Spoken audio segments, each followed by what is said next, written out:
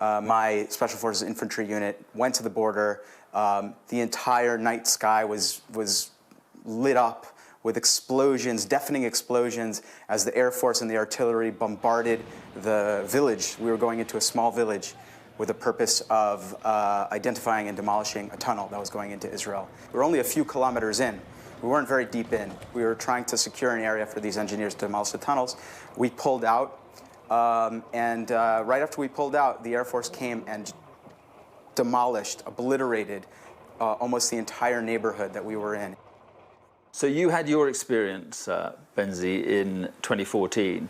This is going to be altogether of a different magnitude, more civilian deaths, more threats to Israeli soldiers.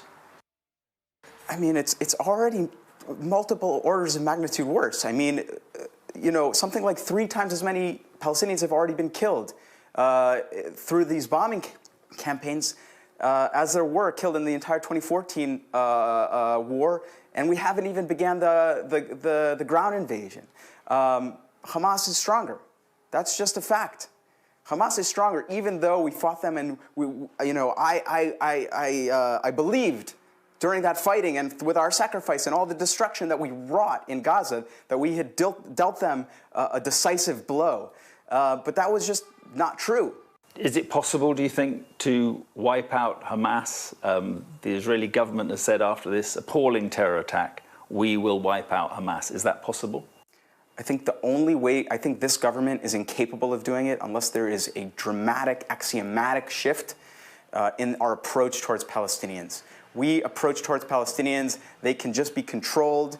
We can just keep them indefinitely under military occupation, deny them rights, deny them freedoms, the same ones that we cherish for ourselves, they don't have. And it's not about security, it's about ideology. We're ideologically committed to controlling the entire land of Israel exclusively for the Jewish people.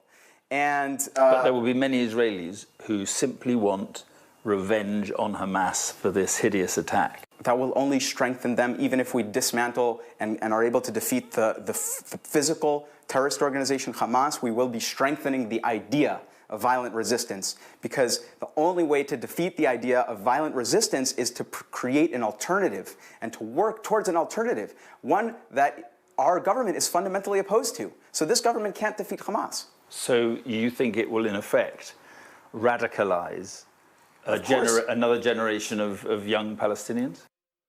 Of course.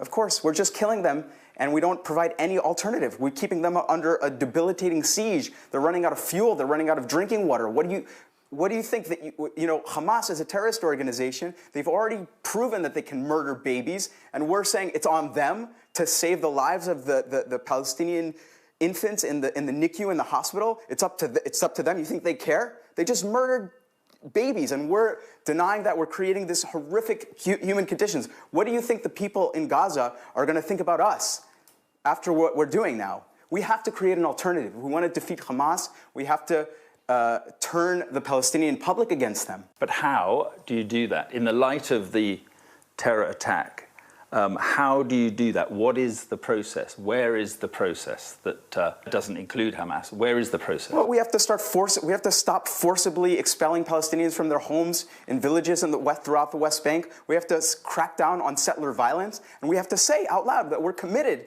towards a peaceful, negotiated solution with Palestinians in which they achieve freedom, achieve independence, and achieve the independence and rights that we cherish so dearly for ourselves. What are your fears for the next few days and weeks? I fear for Palestinian civilians who are being relentlessly bombed. I fear for citizens of Israel who are vulnerable to escalations on multiple fronts because of this war. I feel for many friends and loved ones are... Your brothers going in? I hope not. But, obviously, the tragedy is that no matter what we do, we won't be able to defeat the idea of that Hamas represents, the ideology that it represents of armed resistance, unless we try to create an alternative. And I really believe that this government is incapable of doing that. Benzi, thank you very much indeed. Sure thing.